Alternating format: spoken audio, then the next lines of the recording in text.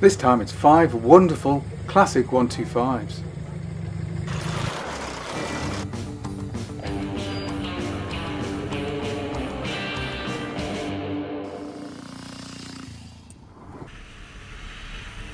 The 125 is the light motor vehicle capacity of choice today, and in many nations is the learner capacity limit. Of course, it was not always that way, and 125s were just popular in the old days because of good fuel consumption and of course low taxation and running costs.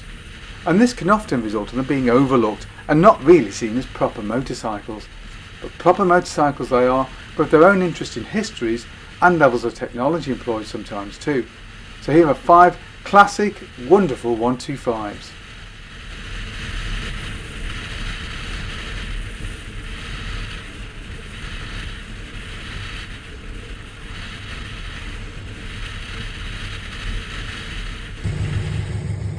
Honda CB125 Twin. Honda's history with twin-cylinder 125 overhead cam units dates all the way back to the early 60s, with those early Bentley models using a pressed steel frame and having an engine with just a 4-speed gearbox. However, by the 1970s there was a popular tubular steel frame and the engine was now running 5 speeds and an electrical start too. The engine unit was of course an air-cooled 4-stroke parallel twin with a single overhead cam and just 2 valves per cylinder of 124 cc's. Bore and stroke was 44 by 41, compression ratio was 9.4 to 1, and this all meant that the bike gave 15 horsepower at a then fairly heady 10,500 rpm. And this was then fed through a 5-speed gearbox to give a top speed of just over 70 miles an hour. The bike was of course a sleeved down version of the very popular, at that time, 175 category. The 175 produced just 3 horsepower more and at a top speed approaching 80 miles an hour. Braking on the 125 was drums front and rear, which given the bike's all-up weight of around 110 kilos or 243 pounds meant that it wasn't necessarily the best stopper on the market. And handling, whilst an improvement on the 1960s bikes, remained a bit bouncy and probably not the most agile on the market. But all round this was a good, solid, capable bike and one that remains popular today. The machine would remain in production throughout the 1970s alongside its single-cylinder stablemate and would eventually be replaced by the 125 Super Dream in 1982. The Moto Guzzi Stornello. Guzzi's Stornello model, Italian for Starling, was designed by Giulio Colcano and was introduced in 1961 to run alongside the much larger 235 Lodolo model, which shares a number of features, including pushrod valve actuation and a cylinder which is inclined by 25 degrees forward. The machine used wet sump lubrication and had a bore and stroke of 52 by 58 to give 123 cc's. There was also a 160cc version incidentally, which ran alongside. The Turismo model was shown first in 1960 at a compression ratio of 8 to 1 and peak horsepower of a fairly modest 6.8 horsepower, although that wasn't bad by 1960 standards of course. But this was soon followed by the Stornello Sport with a 9.8 compression ratio and peak power of around 10 horsepower. The bike was made in various forms, from road racer to of course competition bike for the International 6-day trial, with the SDT bike running high compression pistons and producing 12 horsepower at 8,000 rpm. And the Stella would continue in this form until a major update was performed in 1971. This would include brand new styling, a 5-speed gearbox and a retuned engine, with the 125 producing a creditable 13.4 horsepower, while the 160 made 16.2, both at 7,500 rpm. I did briefly own and restore one of these new models and I can tell you they were movers given their basic overhead valve design. The Moto Marini Corsaro 125. The Moto Marini Corsaro was a competition-based 125 introduced in 1958, and there's no doubt the machine is very similar in basic design to the probably more famous Settebello 175 model. And in 1962 the company introduced the Corsaro Veloce, a production racer-based version, and this model the engine was tuned by giving it larger valves, a higher compression piston and a bigger bore carburettor. All this meant that the bike produced around 12 horsepower and with a claimed top speed of around 120 km an hour. And production of the Veloce would continue until 1964 when the name was changed to the GT or Gran Turismo model. which was essentially the same model but with a few styling changes.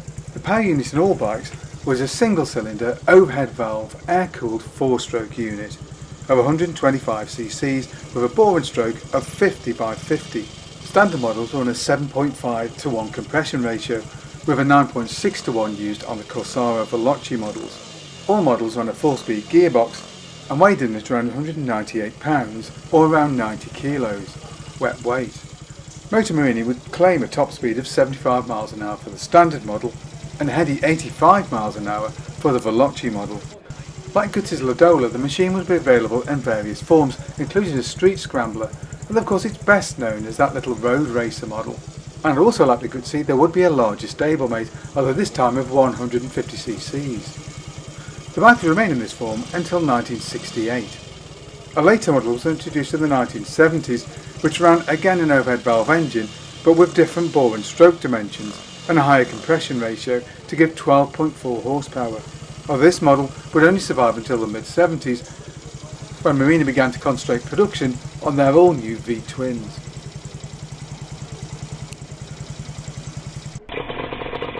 Yamaha RD125 Twin. Now of course the RD in the name is supposed to stand for Race Development, and indeed in the 1960s and 70s 125 two-stroke racing bikes in the Grand Prix were allowed to run twin-cylinder motors, and the RD ran a 124cc twin-cylinder air-cooled two-stroke unit with a bore and stroke of 43 by 43. It had a compression ratio of 6.8 to 1 and claimed 17 horsepower at 8,500 rpm. This was then put through a 5-speed gearbox to give a top speed of around 80 miles an hour. Acceleration was pretty good too, because the bike only weighed in at 115 kilos or 255 pounds.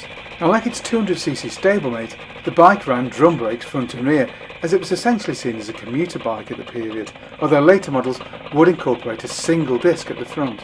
The engine would of course be kickstart only. Very few two-strokes ever seemed to use electric start. And there was reed valve induction, Yamaha being a major pioneer of the system, although they didn't actually invent it, and automatic oiling too, which all added up to a very stylish and very competent little two-stroke commuter bike. And of course that racing name in the twin cylinders gave the bike a little competition kudos, and the handling wasn't too bad either by Japanese standards of the day. With its very period styling, with that coffin-shaped tank being a very popular feature, the bike was a very good seller in its day and remains a popular choice for classic Japanese enthusiasts. The CZ125B. It seems unfortunate, but during my youth CZs were often disregarded as poor man's transport. But this does the Czech-based company a great disservice. After all, in the immediate post-war period they were actually the second largest producer of motorcycles in Europe, and in the 50s and 60s had success in Grand Prix road racing, but even more so in motocross, being the first two-strokes to actually win the Motocross World Championship in the larger capacity.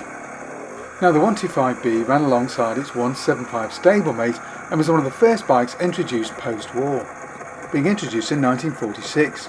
It uses a 125 two-stroke, although twin-port, air-cooled unit, which was married to a fairly basic 3-speed gearbox. There was pressed steel girder forks at the front, although there was plunger suspension at the back, quite a plush feature for a commuter bike of the period. And whilst not exactly a powerhouse, the bike weighed in at just 73 kilos, so acceleration was pretty respectable. And the little 123cc bike was capable of around 50 miles an hour or 80 kilometers an hour, making it a good alternative to the BSA Bantams and DKWs. Whatever bikes or selection of bikes would you like to see us do a video on? Maybe you've got a bike we can use for a test ride. Either way, get in touch below. Hope you enjoyed that video. If you did, don't forget to like and subscribe, and of course, thank you very much for watching.